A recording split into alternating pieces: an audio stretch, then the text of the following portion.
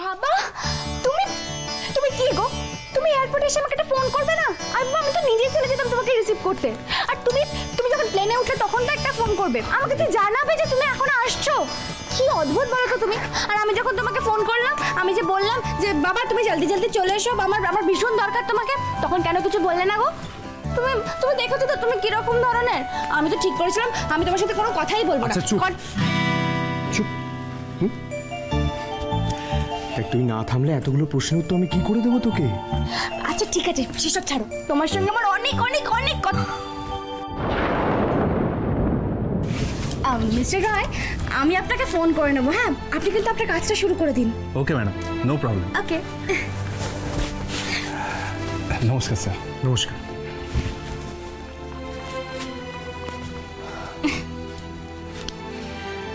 Really Meghla, I am proud of you. আমার খুব ভালো লাগছে যে তুই এতটা রেসপন্সিবল হয়ে গেছিস। আসলে কি জানিস, আমার মনে সন্দেহ ছিল যে দাদার মৃত্যুটা ন্যাচারাল ডেথ ছিল না। আর আর তুই তো এটাও খুব ভালো করে জানিস যে সেই সময় আমরা আসল দোষীকে খুঁজে বের করতে পারিনি। কিন্তু তুই যখন আমাকে ফোন করে বললি যে দাদার মৃত্যুর জন্য যে আসল দোষী তাকে খুঁজে বার করা সম্ভব, আমি কি করে অত দূরে বিদেশে বসে থাকবো বলতো? তাই তো আমি ছুটে চলে এলাম। এনিওয়ে, এবার বল আমরা কিভাবে এগোবো? খুব সাবধান বাবা। এখন এখন তুমি কিন্তু কাউকে কিচ্ছু বলবে না। এক পা করে এগিয়ে আগে আসল কারণটা তো খুঁজে পাই।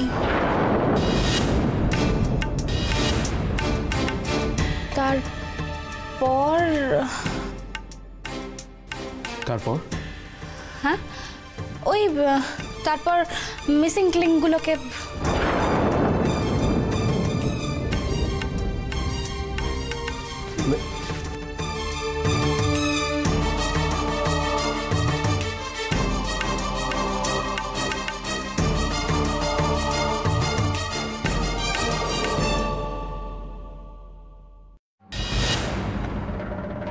হঠাৎ করে বাবার অ্যাকচুয়ালি ব্রিদিং প্রবলেম শুরু হয়ে গেছিল, তাই জন্য সবাই ভেবে নিল যে এই ডেথটা ন্যাচারাল। আয়ুষী, এ বাবা চাটা পড়ে গেল। দাঁড়াও আমি একটু একটা ডাস্টার নিয়ে আসছি।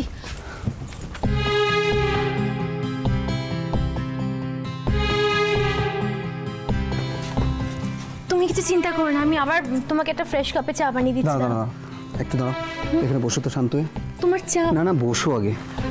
কি হয়েছে বলো? আমি একটা ফ্রেশ কাপ নিয়ে এসেছি, দাঁড়াও।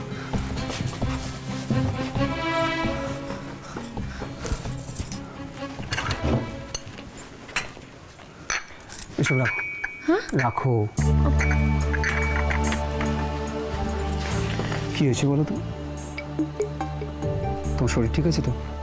হ্যাঁ আমার শরীর একদম ঠিক আছে। তোমাকে বরং জুস দিই তোমাকে, দাঁড়াও। এটা রাখো। তোমাকে এরকম টেন্স লাগছে কেন?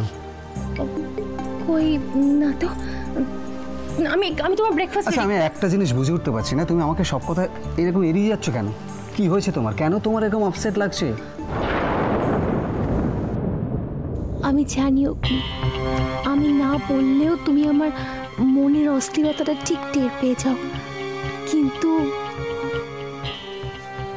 আয়ুষী, আমার খুব ভয় করছে অগ্নি। আমি আবার নতুন করে কোনো অশান্তিতে ফেসে যাব না তো অগ্নি? প্লিজ বলো না, আমার খুব ভয় করছে। আমি বলেছি না এসব ভাববে না, আমি তো আছি তোমার সঙ্গে, আছি না? তারপর ভয় কিসের?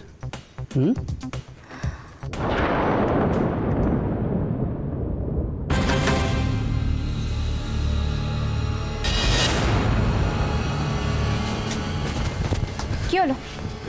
আমি তোমায় একটা প্রশ্ন জিজ্ঞেস করেছি, কি করছিলে বাইরে দাঁড়িয়ে? আমি ডিউটিতে যাচ্ছিলাম ম্যাডাম। ও আচ্ছা, এটা কত নাম্বার কেবিন? না এখানে না, মানে ওখান দিয়ে যাই তো। ও আচ্ছা, দেখো এখানে না তো কোনো ম্যাচ চলছে, না কোনো সিনেমার শুটিং হচ্ছে, কোনো ডায়লগও বলা হচ্ছে না। তাহলে কি করছিলে? এই শোনো, একদম না চুপচাপ থাকবে না, জিজ্ঞেস করছি উত্তর দাও। বিশ্বাস করুন ম্যাডাম, আমি কিছু ভেবে ওখানে দাঁড়াইনি। তুমি বলবে আর আমি সেটা বিশ্বাস করে নেবো, তাই তো? আপনি ওখানে কেন দাঁড়িয়েছিলেন সেটা বলেই দিন না, তাহলে তো প্রবলেম সলভ হয়ে যায়। আমি আমি ওখানে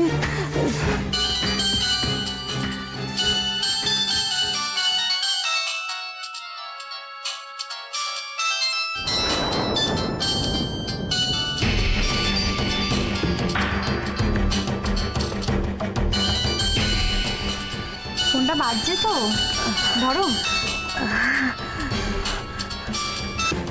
হ্যালো,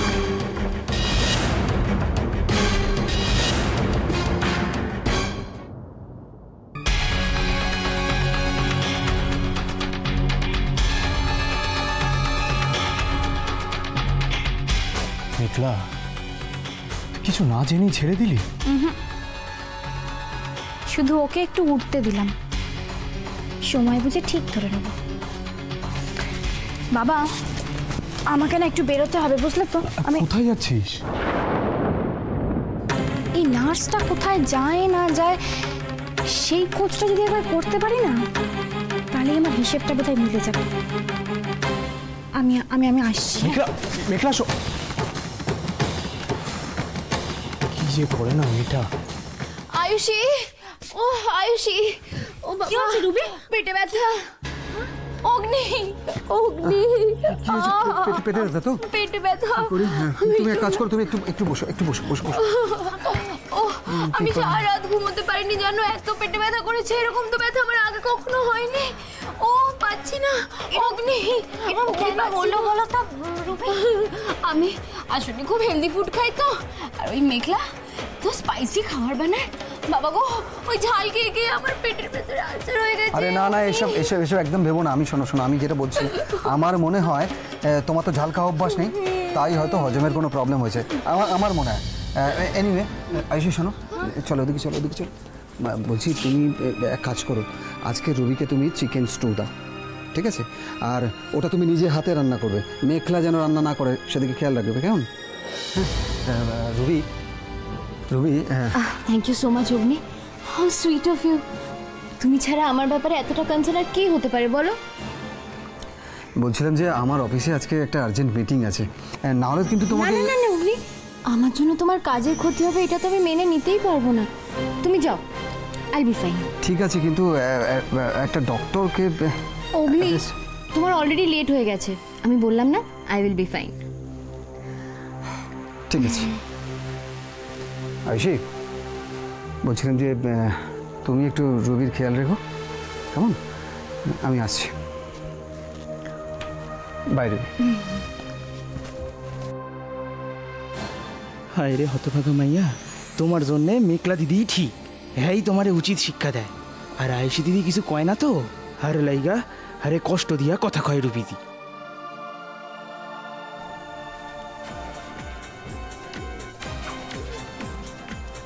অগ্নি না একদম সে আগের মতনই রয়ে গেছে। এরকম কলেজ লাইফেও সেম জিনিস করতো, সারাক্ষণ আমার সাথে থাকতো। আর আমি যদি অসুস্থ হয়ে পড়তাম, 1 মিনিটের জন্য আমাকে ছাড়তো না, আমার দেখাশুনো করতো, আমাকে কি ভালোই না বাসতো। সো সুইট অফ ইউ অগ্নি। এখনো বদলাইনি কিন্তু, তাই না আয়ুষী? আমি তোমার স্ট্রুটা বানিয়ে আনছি। আয়ুষী, আর মেঘলাটা কি বোকা বলো, আসলে কি জানো তো, বাচ্চা মেয়ে তো, ও বোঝেই না যে আমার আর অগ্নির একটা অন্য রকমের স্ট্রং বন্ডিং আছে।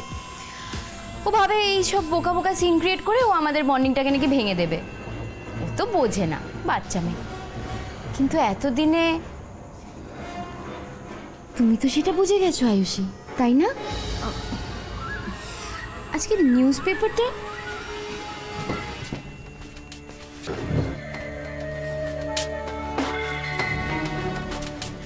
কোনে যাইতেছো তুমি? রুবির জন্য স্ট্রুটা বানাতে। আমি বানাইতেছি, তুমি ঘরে যাও। না না বলে দাও। কি হলো, আমি কইতাছি তো তুমি ঘরে যাও, ঘরে গিয়ে বিশ্রাম করো, আমি এখানে দেখতেছি। কিন্তু অগ্নি যে বললো। তুমি যাও না, আমি আসি তো এখানে। ঠিক আছে। রবিদি, তোমার মুখে খুব ঝাঁজ তো, অহন দেহ এই ঝাঁজ আমি কেমন কইরা কমাই।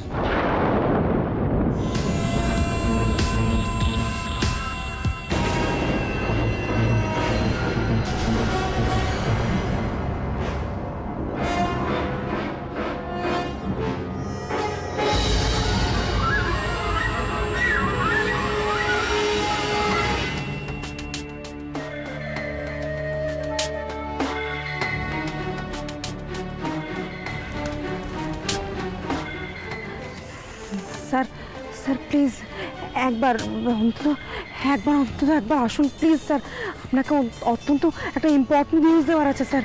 Sir please. Okay sir. ফোনে কার সাথে কথা বলছো?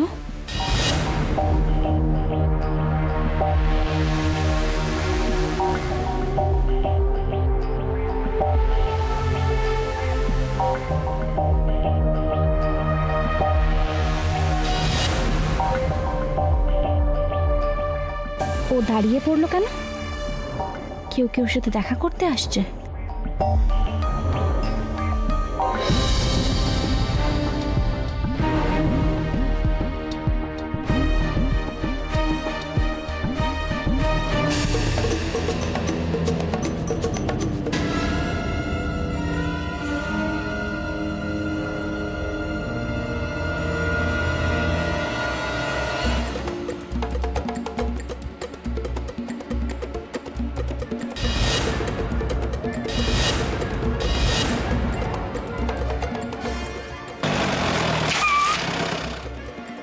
ওই গাড়িটা কার? এটা তো জিজুর কোম্পানির গাড়ি বলে মনে হচ্ছে। এই সুযোগ মেঘলা, যে করেই হোক ওদের ধর।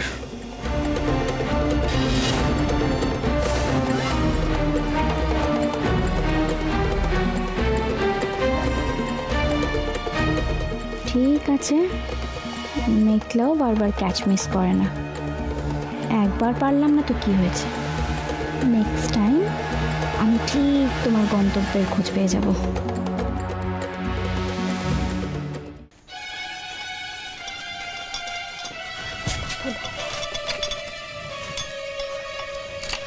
রুবি, তোমার stew. Oh thank you so much.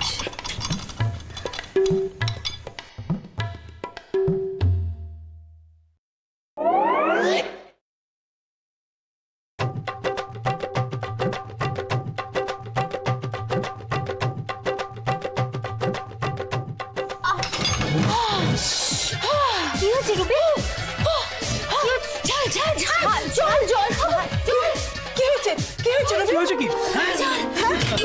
তোমার তো ঝাল লাগলো কি করে? কারণ স্টুটা তো বেশ লাইটই হয়েছে।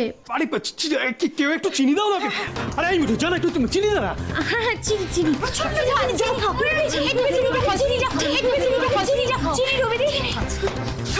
চিনি খাও। কেন? আরে কি হলো রুবি?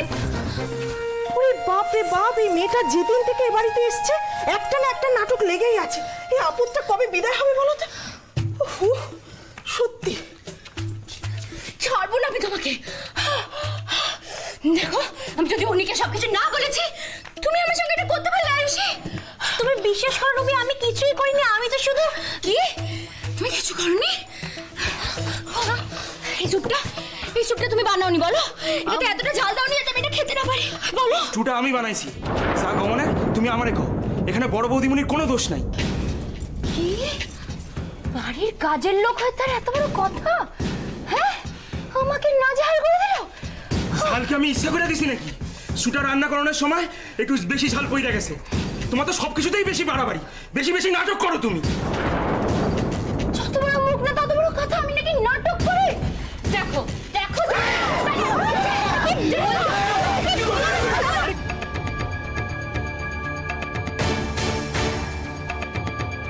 রুবি যে তুমি কি মানুষ? তুমি এ কি করলে? হ্যাঁ, গরম স্টুটা ভোলার গায়ে ঢেলে দিলে। ছি ছি ছি ছি। কি আশ্চর্য! না না, ও তো বললো যে ও ঝাল দেয়নি, তা সত্ত্বেও তুমি ওর গায়ে ঢাললে। এই তো মলে দাঁড়া দাঁড়া, আমি মলমটা তোমার গায়ে লাগিয়ে দিচ্ছি। হাতটা বেশি লেগেছে। এত দরদ দেখিয়ে লাভ নেই আয়ুষী। বাড়ির কাজের লোককে মাথায় চড়িও না। পায়ের জুতো পায়ে ভালো লাগে। আর এবার তো ভোলার জায়গা হবে এই বাড়ির বাইরে।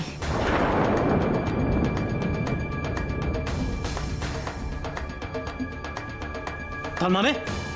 মানে ভোলাকে আমি আর এক মুহূর্তে এই বাড়িতে থাকতে দেব না। ওকে এই বাড়ি থেকে বেরিয়ে যেতে হবে। আর আমিও দেখে নেব আমাকে কে আটকায়।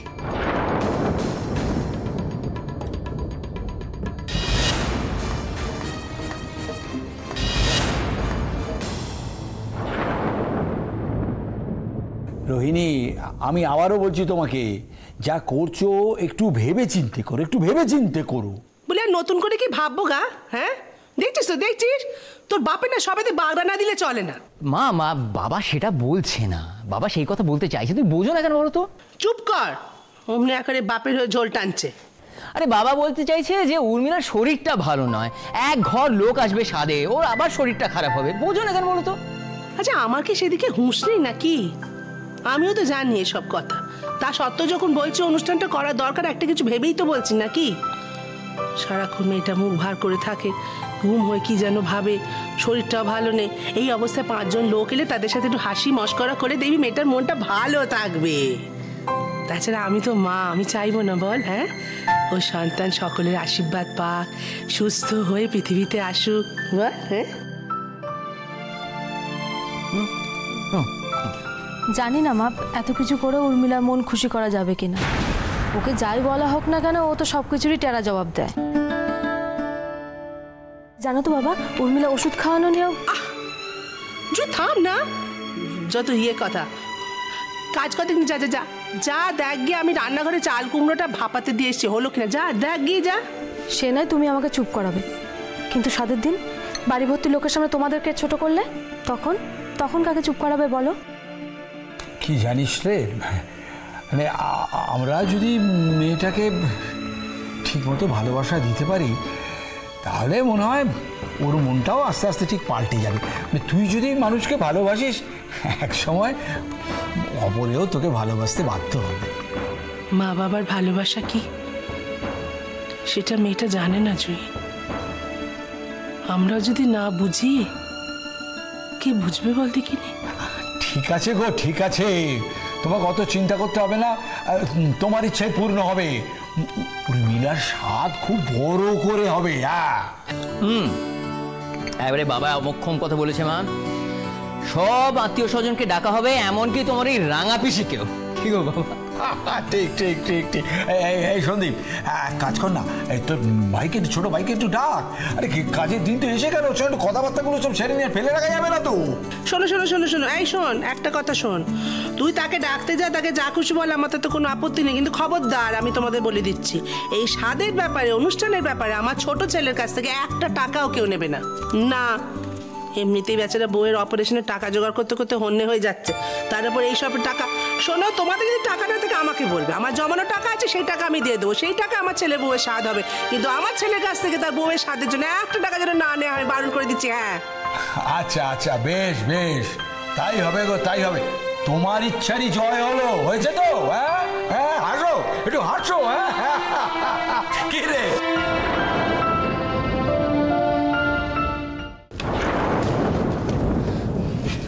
বেরিয়ে যাও, বেরিয়ে যাও, আর কোনোদিনও যেন এই বাড়ির আশেপাশে তোমার ছায়াও না দেখি আমি।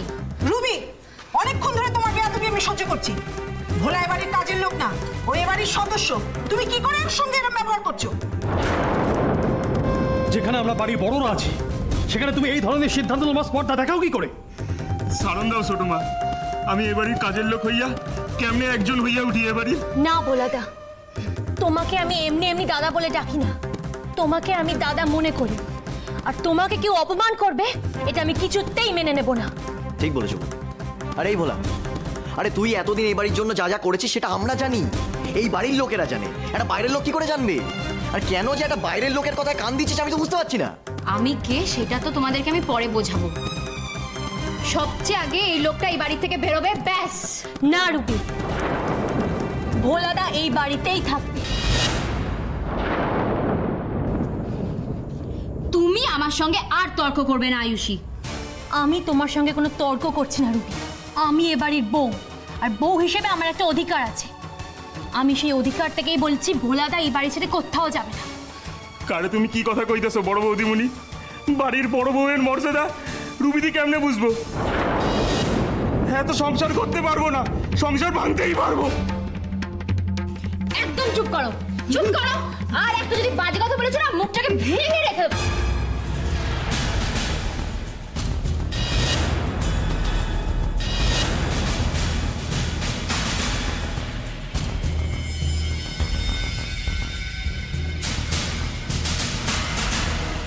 ভোলা দানা রুবিদি, এই বাড়ি থেকে তুমি বেরিয়ে যাবে, আর এটা আমার অর্ডার।